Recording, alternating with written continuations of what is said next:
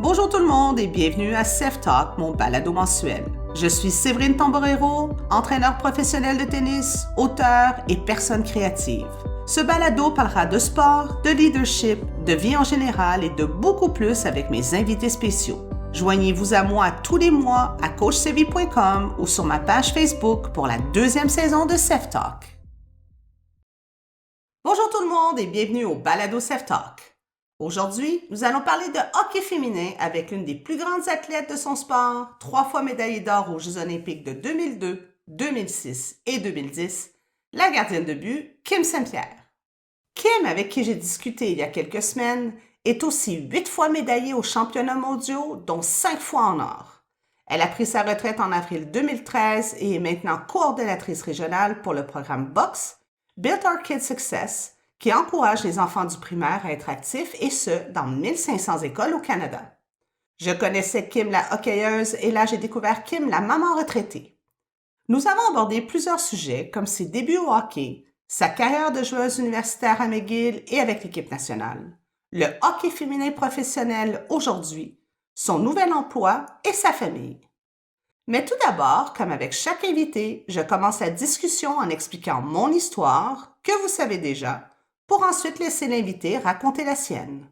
Alors je vous laisse au bon soin de notre discussion et je viendrai conclure ce balado dans 30 minutes avec quelques commentaires et le mot de la fin. Bonne écoute! Bon, alors je reçois aujourd'hui Kim Saint-Pierre. Kim, on va parler un petit peu de ton histoire, mais avant tout, on s'est rencontrés sur un terrain de tennis. Et je sais que c'est un sport que tu aimes beaucoup. Peux-tu nous en parler un petit peu? Ben, c'est un grand bonheur pour moi de commencer notre rencontre sur un terrain de tennis. C'est un sport que j'ai adoré grâce à ma mère qui a toujours aimé jouer. Donc, quand j'étais tout petite, j'étais sur les terrains de tennis. Puis d'ailleurs, une histoire tellement drôle. Un jour, ma mère, on habitait pas loin du cégep à Saint-Jean-sur-Richelieu. Puis j'ai dit à ma mère, je pense qu'il y a un tournoi aujourd'hui, mais je savais même pas jouer, je savais pas le règlement. Ben, elle dit, vas-y. Et puis j'étais revenue avec le trophée du tournoi. Fait que ma mère, jamais elle en est revenue parce que je savais même pas les règlements. Puis j'étais partie toute seule avec mon vélo, puis j'étais revenue avec le trophée. Fait que ça a été une belle aventure pour moi, le tennis, les Jeux du Québec aussi en 1989.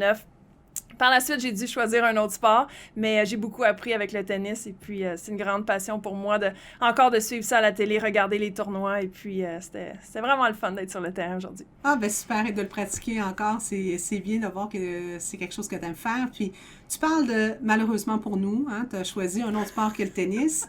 Comment c'est venu cet amour-là pour le hockey et principalement pour la position qui était gardien de but?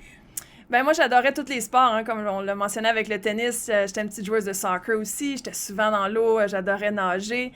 J'ai fait beaucoup de softball aussi. Et puis, le hockey, j'ai été introduite par mes frères parce qu'ils jouaient toujours au hockey dehors. Puis si moi, je voulais jouer au hockey, fallait que je sois la gardienne de but qui reçoive les balles de tennis, encore une fois, gelées de mes frères. Et puis, moi, j'étais une patineuse artistique parce qu'il y a une couple d'années, le hockey féminin, ça n'existait pas. Les filles ne jouaient pas au hockey. Ben oui. Donc, j'ai fait 3 ans de patin artistique.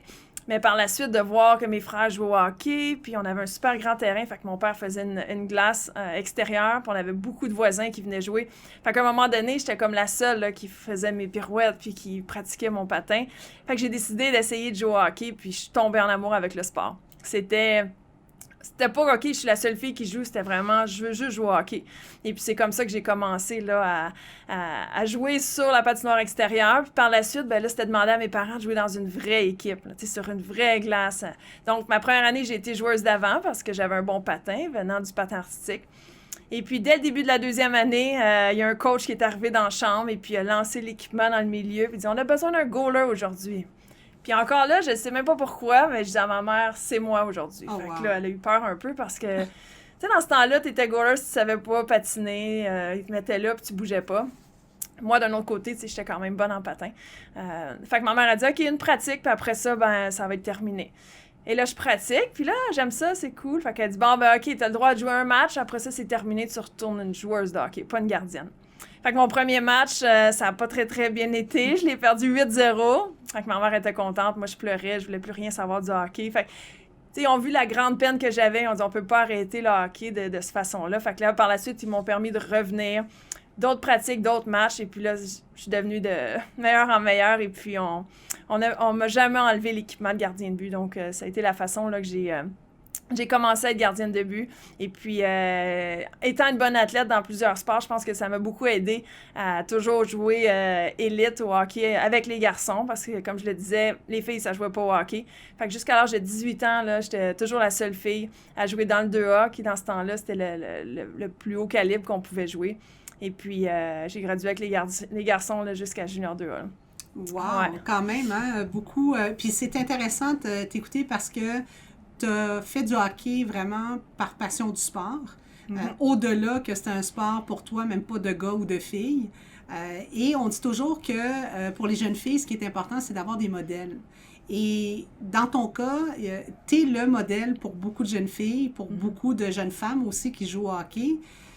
Qui a été ton modèle pour toi? Parce que tu as comme parti le sport de hockey féminin, tu as parti le fait que c'était possible. Vous étiez un beau groupe aussi à ce moment-là, l'équipe nationale, Caroline Ouellette, il y a eu tellement, Wickenheiser, il y a eu tellement de joueuses. Fait que toi, qu'est-ce qui t'a inspiré à te dire, oui, c'est là que je veux aller, puis il va y avoir du succès pour ce sport-là?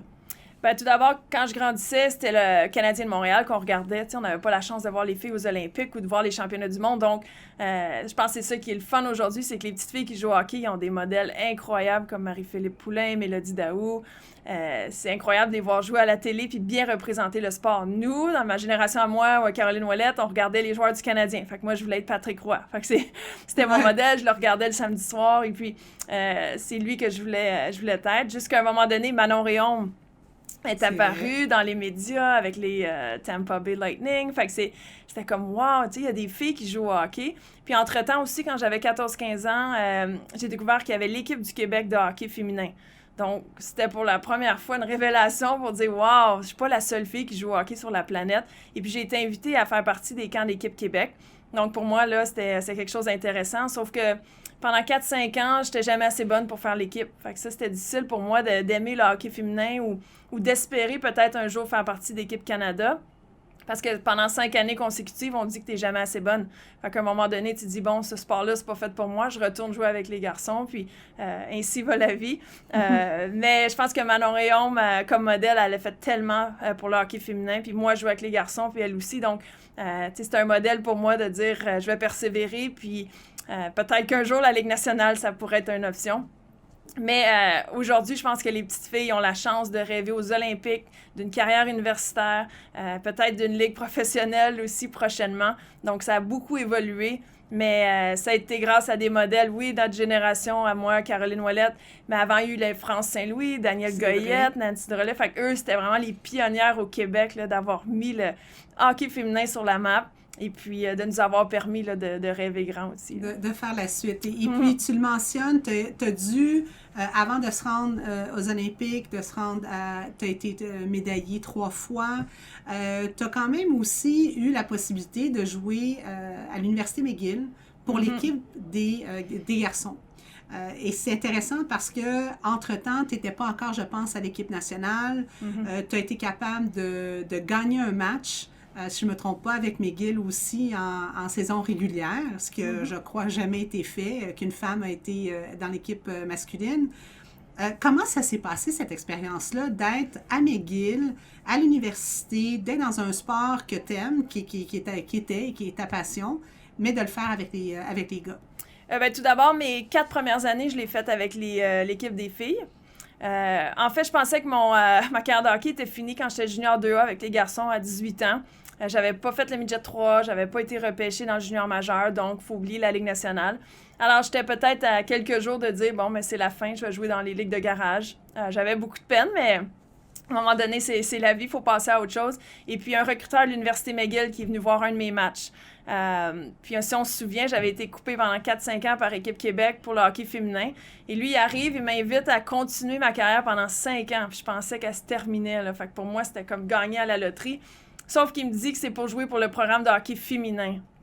Mais moi, je voulais pas jouer au hockey féminin parce que j'avais tellement eu des mauvaises expériences d'être retranchée comme ça, là, sans arrêt. Mais là, j'avais mis les points positifs puis négatifs. Comme on dit toujours, on peut choisir celle qui a le plus de points. Mais moi, c'était tout des points un peu plus compliqués pour moi. Je parlais pas en anglais, j'avais aucun ami qui allait là. Fallait jouer au hockey féminin, fallait que je déménage au centre-ville. Tu sais, j'étais sur la Rive-Sud. Fait c'était tous des trucs qui m'allumait pas, mais le seul point positif, c'était tu peux continuer à jouer au hockey pendant 5 ans. Fait que je me dis, let's go. Je me suis lancée dans l'aventure du hockey féminin. J'avoue que les premiers mois, ça a été difficile, la transition. Le programme était vraiment de bas niveau, mais il était comme en pleine évolution. Ouais. L'année où je suis arrivée, il y a 4-5 autres filles qui sont arrivées aussi, puis on a comme un peu, tranquillement pas vite, changé le programme. Fait que, en fait, je pense que ça a été vraiment le point tournant de ma carrière, de dire au lieu, le hockey est fini, bon, je me donne encore l'espoir. Puis ma première année avec McGill, j'ai eu un appel d'équipe Canada pour aller à un camp d'entraînement. Ça s'est Des fait fois, vite. on se pose des questions, j'ai même pas fait équipe Québec, puis tu reçois un appel d'équipe Canada, mais tu sais, en tant qu'athlète, des fois, on se pose trop de questions, mais là, j'étais comme, OK, j'y vais, le camp d'entraînement avait lieu à Montréal, et c'est l'année où Manon Wyon est tombée enceinte, en plus, après les Jeux de Nagano de 98. Ouais. Fait qu'on dirait que tous les morceaux du casse-tête ont tombé à la bonne place pour moi, finalement, après autant de persévérance. Et puis, dès mon premier camp, ça a super bien été. J'ai bien performé. Et puis, j'ai fait l'équipe Canada à ma première année. Donc, ça a été vraiment spécial pour moi. Et puis, j'ai continué à McGill, été à l'école, commencé ma carrière avec l'équipe nationale. Et en revenant des Jeux de 2002, ben là, j'avais eu une super année. On avait gagné la médaille d'or. Et là, quand je suis revenue à McGill, j'ai dit, je vais faire l'essai pour faire l'équipe masculine. OK. Alors là, ça s'est pas super bien passé ma première année. On dirait que beaucoup de préjugés. C'était pas facile. C'est un milieu un peu plus... Et c'est quoi le type de préjugés que tu as sûrement entendu, les choses, que ce soit dans les vestiaires, que ce soit sur la glace? C'était quoi la perception justement d'une fille qui s'en vient et qui veut faire partie de l'équipe de hockey masculine de McGill? Mais c'était comme tu voles la place d'un gars ou t'enlèves la place d'un ouais. gars. Tu sais, il y a une équipe de filles, va jouer avec les filles. Mais tu sais, moi, on est sur un high, on s'est entraîné, on s'est centralisé pendant 8 mois, j'ai joué à un niveau olympique. Tu sais, toutes mes meilleures amies étaient dans l'équipe des filles. C'était pas ça, c'était vraiment de vouloir jouer au plus haut calibre possible. Tu sais, je voulais faire l'équipe parce que j'avais ma place dans l'équipe. Fait que pour moi, je jouais pour les bonnes raisons. On dirait que les gens me voyaient pas là pour les bonnes raisons. Ils comprenaient pas. Mais quand on est un athlète de haut niveau, qu'on est compétitive, on veut jouer dans le plus haut calibre nécessaire. Puis moi, c'était une façon de me dépasser. Fait que je suis allée au camp d'entraînement, puis ça a été difficile. On m'a pas choisi. L'année d'après, j'ai décidé de retourner. Et puis là, j'ai fait l'équipe. Donc, j'ai joué ma saison avec les garçons. Et puis, c'est là que j'ai été la première femme à remporter un match au niveau universitaire masculin. Ça a été le fun sur la glace, mais disons que ça a été un peu plus ardu dans le vestiaire ou à l'extérieur, les voyages. Donc, j'ai même terminé l'année avec l'équipe des filles, là, parce que c'était un peu plus agréable, là, mais je pense que ça a fait partie de mon parcours et puis j'ai beaucoup appris là-dedans. Bien, c'est ce que j'allais dire. Je pense que ça fait partie de ton histoire, ça fait partie de toute l'expérience que tu as eue. Tu as arrêté en 2013. Après avoir arrêté, avoir été dans ce sport-là avec autant de réussite, de haut et de bas aussi, c'est quoi le plus beau moment pour toi dans ta carrière sportive? Ben, c'est sûr que les premiers Jeux olympiques, ça va toujours être quelque chose de spécial. Quand j'étais toute petite, comme je le disais, j'aimais tellement le sport que j'avais déjà dit à ma première entrevue télécommunautaire de Châteauguay, vous savez, monsieur, moi, là, je vais aller aux Olympiques dans tous les sports sauf au hockey. Parce que quand j'étais toute petite, les premiers Jeux de hockey féminin, c'était en 98. Fait je voulais juste m'y rendre parce que je savais que c'était la plus grande compétition. Tous mes travaux d'école, je faisais ça sur les Jeux olympiques. Fait que c'était vraiment un grand rêve. Fait que le fait d'avoir réussi en hockey féminin, c'est ça qui était un peu drôle. Mais la journée où tu reçois ta médaille d'or olympique, j'ai pas vu ça comme un match au hockey féminin. C'était vraiment l'accomplissement de tellement d'années d'entraînement et d'efforts, mais aussi pour de la part de mes parents. Tous les efforts-là, en tant que maman de 2 garçons, je réalise comment que c'est beaucoup de temps, puis d'amener les enfants aux pratiques, aux matchs, les entraînements, le coût relié à tout ça. Donc, j'étais tellement fière de voir mes parents à Salt Lake City en 2002 pour pouvoir célébrer avec moi là, cette grande victoire là, d'avoir une médaille d'or olympique. Et t'en parles aujourd'hui, t'es maman de 2 garçons. Est-ce que justement ta perception sur ta carrière, sur tout ton parcours est différent aujourd'hui qu'il était peut-être justement en 2013 quand on t'a demandé c'est quoi ta plus grande réussite dans ton sport? Est-ce que tu sens qu'il y a un changement aujourd'hui sur peut-être ta réponse? Oui, ben c'est sûr, hein, quand on vieillit, puis on prend de l'expérience, puis qu'on a des enfants, on voit la vie différemment, notre perspective aussi, puis en tant qu'athlète, on dirait qu'on a une vision vraiment juste centrée sur nous, puis c'est nous, puis c'est nous, puis faut bien manger, faut bien dormir, faut faire prendre soin de notre corps, faut s'entraîner. Mais une fois que tu as des enfants, ben tu te rends compte que la vie, c'est autre chose. Puis d'avoir eu une famille, pour moi, je pense que ça a été la plus belle transition. Parfois, on parle que les athlètes tombent en dépression ou ils ont de la difficulté, mais moi, en ayant ma famille, ça a été ma nouvelle passion. Ça m'a vraiment aidé là, à faire la transition vers quelque chose de beau. Donc, c'est vraiment un beau cadeau de la vie d'avoir 2 enfants puis de pouvoir vivre ça à travers leurs yeux aussi. Qu'est-ce que le sport? Qu'est-ce que c'est de jouer au hockey à leur âge aussi? Puis je les coach, donc c'est vraiment quelque chose de spécial. Là. Wow! Et puis, entre les 2 garçons, est-ce qu'il y en a un qui, justement, est tenté à copier maman un petit peu comme gardien de but dans son futur sportif? J'ai essayé avec mon plus vieux, Liam, qui va bientôt avoir 8 ans. J'ai acheté un équipement de gardien de but là, qu'on a pu emprunter au hockey mineur de Ville-Saint-Laurent. Il a essayé 2 ou 3 pratiques, mais ça n'a pas eu l'effet escompté. Fait que c'est peut-être plus à long terme. Là, les 2, c'est des joueurs d'avant, mais ils sont bien contents que maman puisse gauler quand ils veulent jouer. Ah oui, c'est ça. Tu fais partie de l'équipe ou adverse ou de leur équipe à eux. C'est super. Écoute, t'en parlais un petit peu plus tôt. Je veux t'entendre sur, justement, on parlait de modèles, on parlait d'accessibilité au niveau des équipes, au niveau de l'équipe nationale. Tout ça a commencé à grossir. Et il y a une ligue récemment, professionnelle de hockey féminine, qui a dû arrêter de vivre un peu de son sport et avec des joueuses qui étaient connectées à cette ligue-là. Ça a dû s'arrêter. Et maintenant, on essaie de faire revivre cette ligue-là, de peut-être la faire revivre un petit peu comme la WNBA, qui est connectée avec la NBA. Est-ce que c'est vers ça qu'on doit aller pour faire vivre cette ligue-là professionnelle et donner aussi un accès aux filles au-delà justement des Olympiques et qui peuvent en faire une carrière? Ben, c'est vraiment ça. On veut en arriver là. Moi, la réalité du hockey féminin, c'est qu'une fois que tu finis tes années universitaires, ben, tout le monde joue au hockey universitaire, soit au Canada ou soit aux États-Unis. Donc, une fois que tu as 22, 23, 24 ans, ben, il n'y a plus rien pour le hockey féminin. Tu sais, la structure qu'offre le hockey universitaire est incroyable. Tu pratiques à tous les jours. L'argent est fourni. Tu n'es pas payé, mais tu as accès à tout faire tes études puis à jouer ton hockey. Donc, la Ligue canadienne de hockey féminin avait ces opérations-là pour aider les filles, justement, entre l'équipe nationale et le hockey universitaire. Ben, c'était comme la ligue pour jouer. Sauf que depuis une dizaine d'années, les filles n'ont jamais été payées. Il fallait toujours payer pour notre équipement. C'est comme si une année, on prenait toujours 2 pas par en avant, puis après ça, on en reprenait 3 en arrière l'année suivante. Si on avait des commanditaires, après ça, les commanditaires s'en allaient. Ou des équipes qui arrivaient, puis qu'il n'y avait pas assez d'argent. Fait que, c'était compliqué. Fait que je pense que c'est pour ça qu'on n'avait pas le choix de dire c'est terminé. Au niveau monétaire, là, c'était plus... ça avait plus d'allure, là, comme il disait. Donc, il fallait arrêter pour créer quelque chose de plus gros. Et puis, je pense que la seule solution, un peu comme la WNBA, c'est de joindre la Ligue nationale. Mais la Ligue nationale, je les comprends, ils veulent quelque chose de sérieux, ils veulent quelque chose qui va fonctionner à long terme. Est-ce qu'il y a une ouverture? Est-ce qu'il y a des gens qui ont déjà commencé à discuter avec Gary Bettman ou des gens de la Ligue nationale? Oui, c'est ça. Ben, les filles ont créé un comité, justement, là, les filles du Canada et les filles des États-Unis ont vraiment fait un comité de joueuses avec certains autres leaders comme Jana Hefford et puis d'anciennes joueuses qui sont la transition entre le hockey féminin et Gary Bettman. Puis je pense que d'avoir vu les filles au match des étoiles cette année, tu sais, pour moi, c'était comme, j'en avais des frissons, hein? Je me disais, hey, tu sais, si on avait pu avoir ça dans le temps. Enfin, je pense que l'ouverture est là, sauf que c'est pas quelque chose qui se crée du jour au lendemain. Ça prend des conditions, ça prend les assurances, ça prend de l'argent, des commanditaires, des équipes. Tu sais, je pense que c'est quelque chose qui se fait vraiment sur le long terme. Mais de plus en plus de commanditaires démontrent leur intérêt.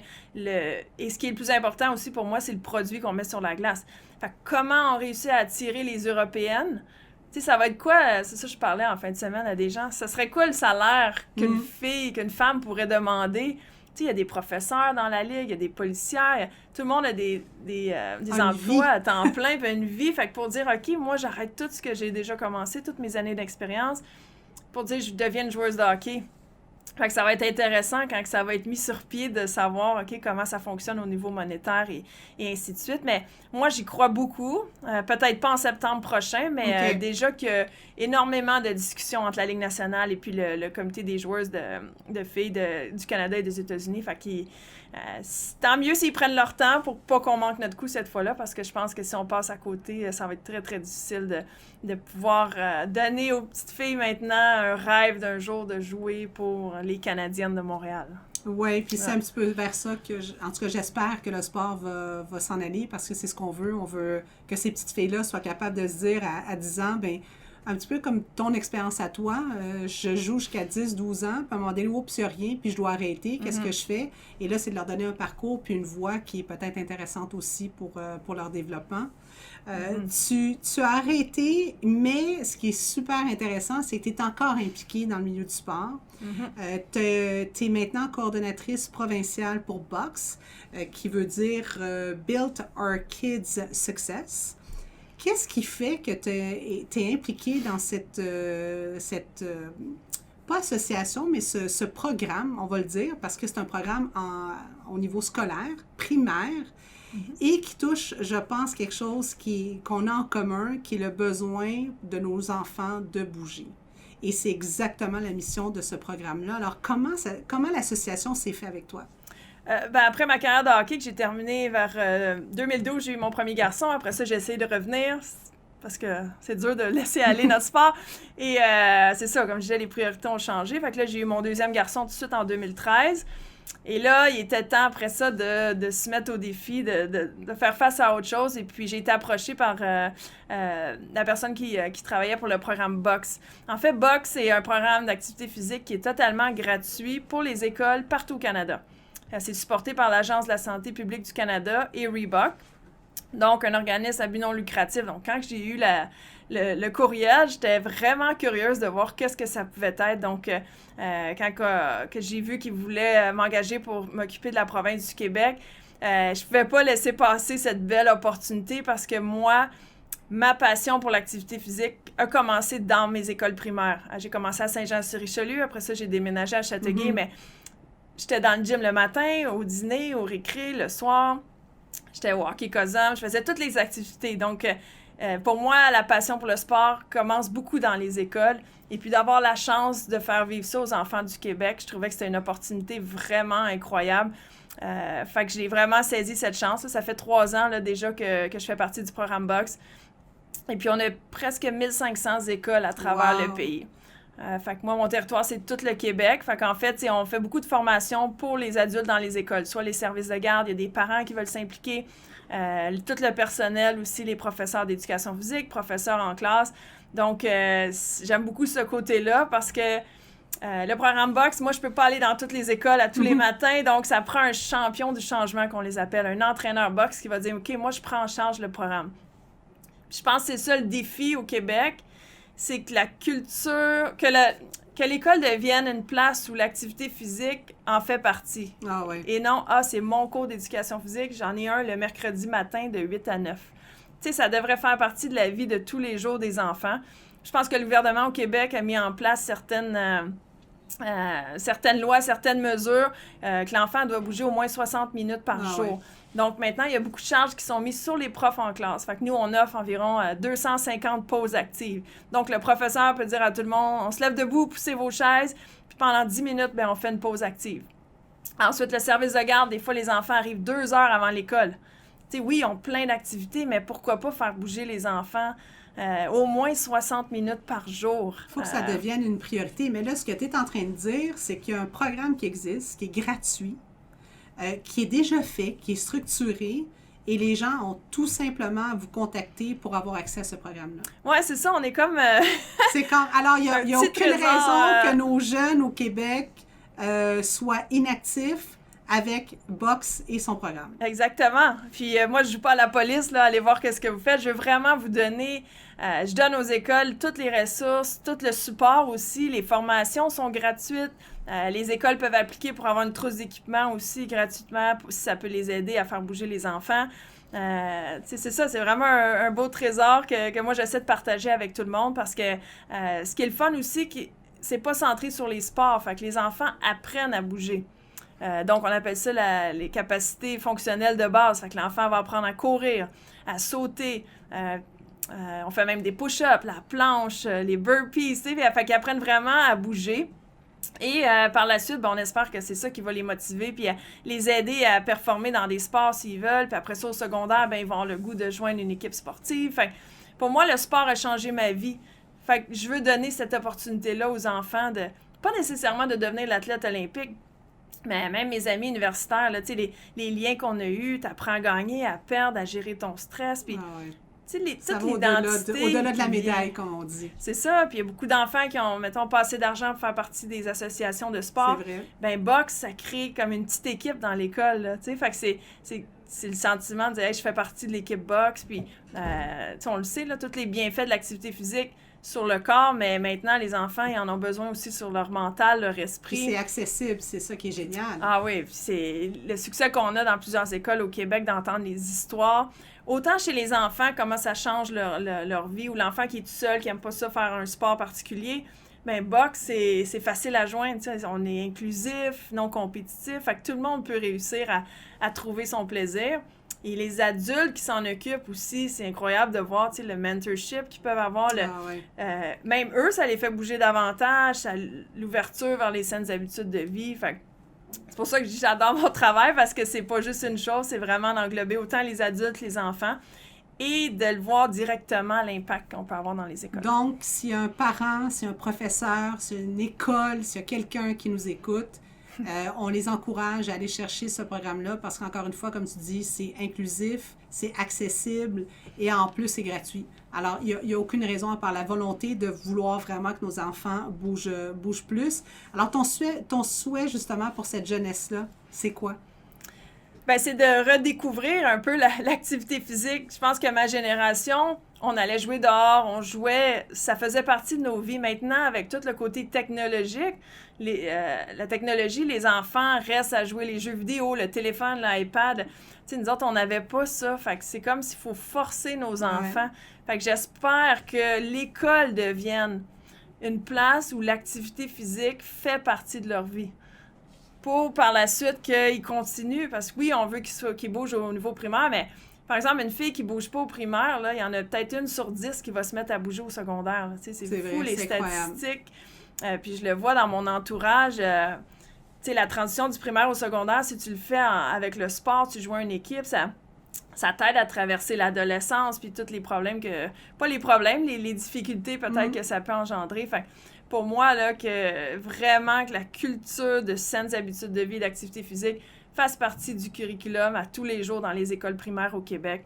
Je pense qu'il y a des belles initiatives qui sont mises de l'avant, mais moi, si je peux m'impliquer davantage là, au niveau gouvernemental, là, ça me ferait plaisir parce que je le vois dans les écoles. Puis moi, j'ai eu la chance de prendre le bon chemin au primaire. Puis c'est ça que je souhaite aux enfants aussi, là, partout au Canada. Bien, écoute, Kim, moi, j'espère que c'est ce que ça va faire. J'espère que la rencontre aujourd'hui va motiver les gens à aussi être plus actifs parce qu'on le voit. Malheureusement, il faut que ça devienne, comme tu dis, ça fait partie de notre culture. Avant de se quitter, je demande toujours à mes invités une chanson, soit qui représente un moment qui... moi, de mon côté, je voyage beaucoup, puis la musique, ça me ramène soit des fois à des moments où je dois me calmer, où je dois aller m'entraîner.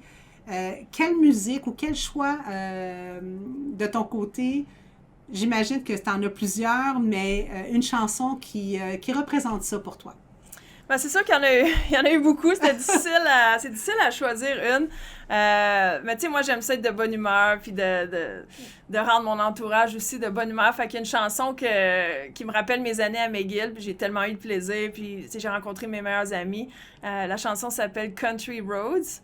Et puis, il y en a une vraiment, là, avec un bon beat, puis, tu sais, tout le monde la connaît, tout le monde chante, puis avec mon copain... C'est une nouvelle version, là, je pense. Ouais, c'est ça, puis avec mon copain aussi, là, on l'écoute souvent, puis ça nous rappelle notre temps à McGill, parce que c'est là que j'ai rencontré mon mari, qui est le père de mes enfants, là, ça va faire 19 ans qu'on est ensemble, donc c'est pour ça que ça ramène beaucoup, beaucoup de souvenirs.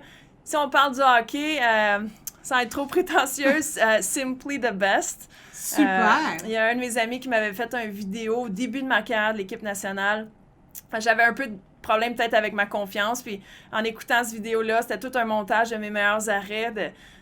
Tu sais, je dis souvent aux enfants qu'il faut croire en nous, faut être les premiers à croire en nous pour avoir du succès. Fait en répétant Simply the Best, de croire que j'étais capable de le faire. Donc ça m'a vraiment aidé aussi là, à gagner en confiance pour pouvoir performer avec l'équipe nationale. Bon, alors là, tout le monde va être motivé. Kim, écoute, je te souhaite encore beaucoup d'heures sur le terrain de tennis. Je souhaite encore une fois que Box ait autant de succès que toi, tu y crois et tout ce que tu fais au Québec et de faire bouger les enfants. Et écoute, la prochaine fois qu'on va se voir, c'est peut-être sur un terrain ou encore une fois. Merci beaucoup, merci Kim. Merci à toi. Merci. Quelle grande championne et quelle grande ambassadrice pour le hockey féminin au pays. Je suis toujours heureuse de partager mon savoir en tennis à des pionnières d'un autre sport comme Kim. Bref, je la remercie à nouveau pour sa générosité. Je suis très contente pour elle et souhaite longue vie à Box, un programme d'activité physique conçu pour faire bouger les enfants et les encourager à adopter un mode de vie sain pour toute leur vie. Box offre aux enfants des écoles primaires la possibilité de participer à un programme non compétitif axé sur le travail d'équipe et le plaisir. Tout le personnel de l'école peut en bénéficier. Les professeurs en classe, professeurs en éducation physique et le service de garde. Le programme est clé en main et facile à implanter. Les écoles peuvent s'inscrire au boxkids.ca. Vous pouvez suivre Kim sur les différentes plateformes médias sociaux comme Instagram, Twitter et Facebook, ou encore sur son site web au kimsaintpierre.com. Donc voilà pour ce mois-ci. Si vous avez des questions ou des commentaires, allez sur mon site web à coachsevie.com. Au plaisir de se retrouver pour le prochain balado. D'ici là, vous pouvez consulter la liste des chansons de Self-Talk avec la sélection de Kim, celle de Frédéric Niemeyer, mon invité précédent, et entendre mes propres sélections en téléchargeant l'application Stingray Music. Merci de faire partie de cette communauté. À la prochaine. Sevs out!